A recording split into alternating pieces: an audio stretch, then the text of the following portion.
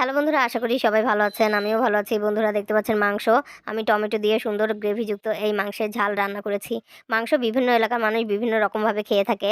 তবে আপনারা যদি টমেটো দিয়ে এভাবে করে মাংস রান্না করে খান তাহলে কিন্তু আপনারা এই রেসিপিটা বারবারই তৈরি করে খেতে চাইবেন। চলুন তাহলে দেখে নেই আমি এই সুন্দর টমেটো দিয়ে মাংসের ঝাল কিভাবে করে বাসায় রান্না করেছি। এই টমেটো দিয়ে মাংস রান্না করার জন্য প্রথমেই আমাদের লাগবে মাংস। আমি এখানে ১ কেজি পরিমাণ মাংস নিয়েছি।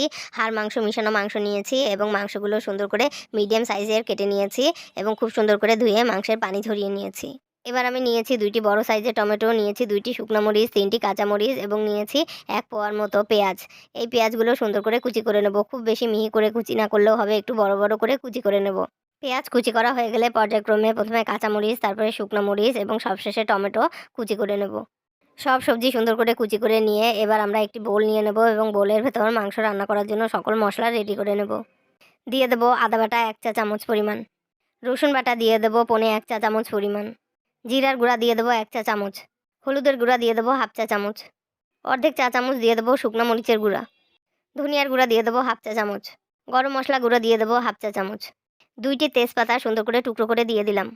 গোটা গরম মশলা, এলাচ, দারুচিনি, লবঙ্গ ৪-৫টি করে দিয়ে দেব। লবণ দিয়ে দেবো ১ চা চামচ পরিমাণ। কুচি করে রাখা কাঁচামরিচ এবং শুকনো মরিচ দিয়ে দিলাম। এবার চুলায় একটি প্যান দিয়ে দেবো এবং প্যান গরম হলে এর ভেতরে আমরা পৌনে ১ কাপ পরিমাণ রান্না সয়াবিন তেল দিয়ে দেবো। এই তেল খুব সুন্দর করে গরম হলে এর ভেতরে আমরা কুচানো পেঁয়াজ দিয়ে দেবো এবং পেঁয়াজ দিয়ে খুব সুন্দর করে নেড়েচেড়ে পেঁয়াজ হালকা ব্রাউন করে নেব। পেঁয়াজ অনবরত নেড়েচেড়ে হালকা ব্রাউন কালার করে ভেজে নিয়ে এবার আমরা যে মশলা রেডি করে রেখেছিলাম সেই মশলা পেঁয়াজের ভিতর দিয়ে দিলাম এবং দিয়ে দেবো অল্প পরিমাণে পানি। এই পানি দিয়ে খুব সুন্দর করে পেঁয়াজের সঙ্গে সকল মশলা খুব ভালো করে মিশিয়ে নিয়ে সুন্দর করে মশলা কষিয়ে নেব।